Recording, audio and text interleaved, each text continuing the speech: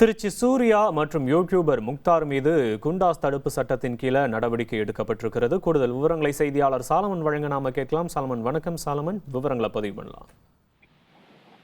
பாஜகவோட மாநில நிர்வாகியான அலிஷா அப்துல்லா என்பவர் சென்னை காவல் ஆணையர் அலுவலகத்துல ஒரு புகார் ஒன்றை கொடுத்திருந்தார்.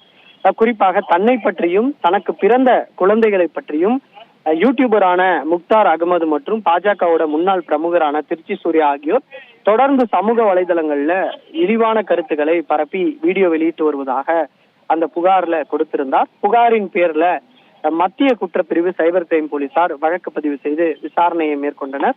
இந்த விசாரணையில கடந்த 3ஆம் தேதி வழக்கு பதிவு செய்து விசாரணை மேற்கொண்ட நிலையில கடந்த 4ஆம் தேதி பாஜகவோட முன்னாள் நிர்வாகியான திருச்சி சூர்யாவை போலீசார் கைது செய்து சிறையில் அடைத்தனர். இதனைத் தொடர்ந்து தலைமறைவாக இருந்து வந்த யூடியூபரான முக்தார் அகமதையும் கடந்த 9ஆம் தேதி கைது செய்து சென்னைக்கு அழைத்து வரப்பட்டு பின்னர் சிறையில் அடைக்கப்பட்டார். மேலும் இவர்கள் மீது ஏற்கனவே 2 வழக்குகள் நிலுவையில் இருப்பதும், இவர் இதே போன்று தொடர்ந்து சமூக வலைதளங்கள்ல அவதூறாக பேசி வருவதால இவர் மீது 20க்கும் மேற்பட்ட புகார்களானது பெறப்பட்டு விசாரணை நடந்து வருகிறது.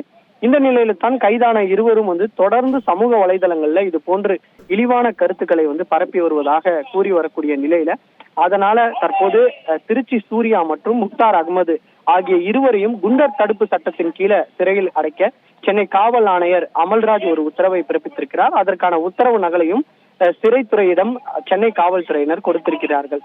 விவரங்களுக்கு நன்றி சாலமன். இனி செல்லும் இடமெல்லாம் செய்தி. தந்தி டிவியின் வாட்ஸ்அப் சேனலை ஃபாலோ பண்ணினா செல்ல இருக்கும் இடமெல்லாம் செய்தி. இதோ QR கோட் இப்பவே ஸ்கேன் பண்ணுங்க, ஃபாலோ பண்ணுங்க.